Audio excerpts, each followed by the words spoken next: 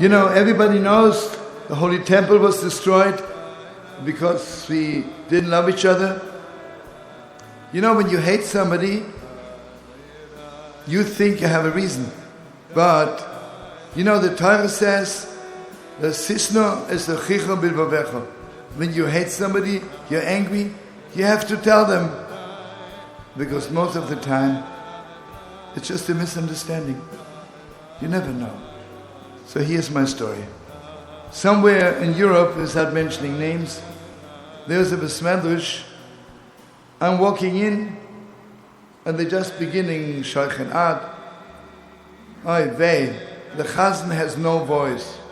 But not only no voice, you know, mamash. He has a no voice.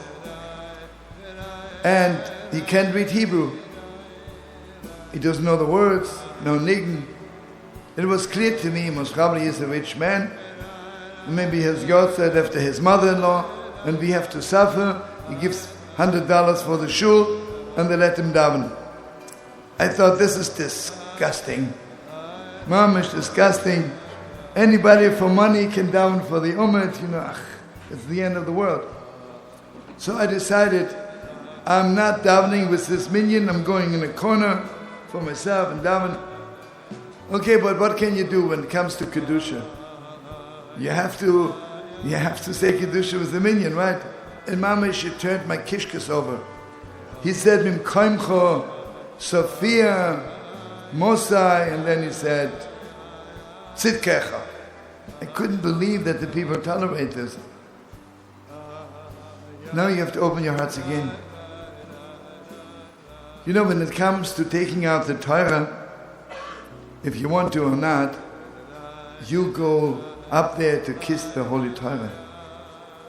So I'm walking up to the bima, and suddenly I see that here is the Chazan, and two people are holding him. I asked the person next to me, why are two people holding him? And they said to me, don't you know who this is? This is the blind Chazan from Lemberg. Before the war, he had the most beautiful tenor. And all of Poland was coming to Lemberg just to hear him daven.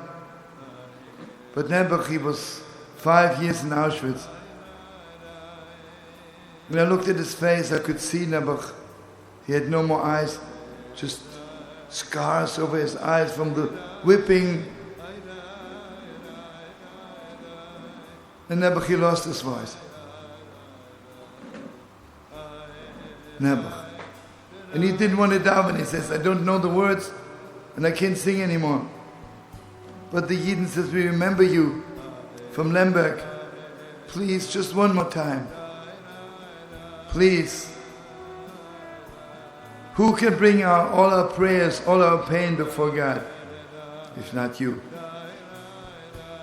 I mean, can you imagine how he was davening?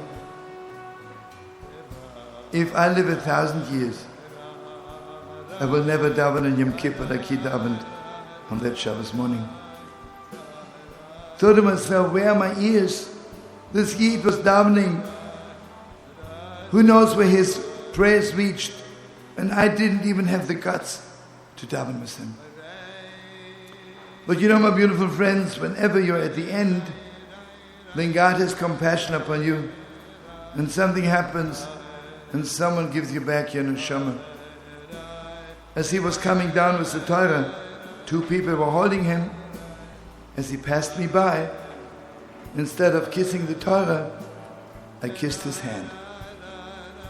And he said to the people who are holding him, "Who kissed my hand?"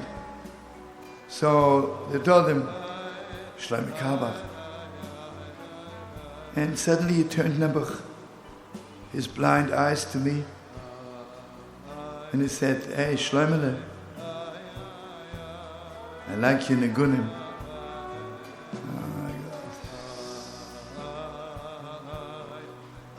Gave me back my soul. I stayed there for next week, and every day I took him out on the boardwalk for long walks. What a yid, what a yid. A few months later, I called up, his wife was on the phone, and I said to her, "So, how's the heilige Chazan?"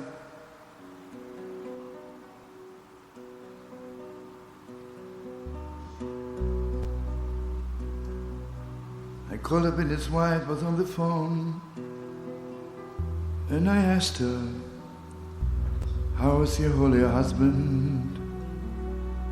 How's the heilige Chazan?" And this is what she said. "Don't you know, my husband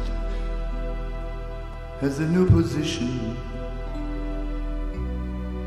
Became again the Chazan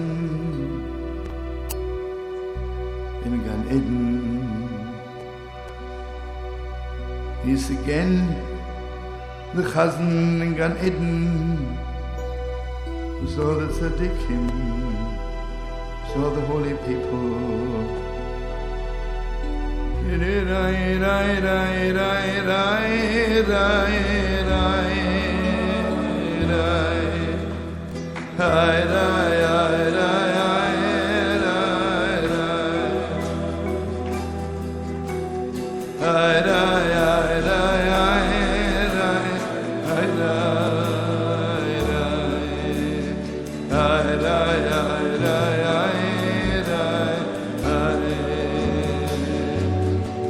Ra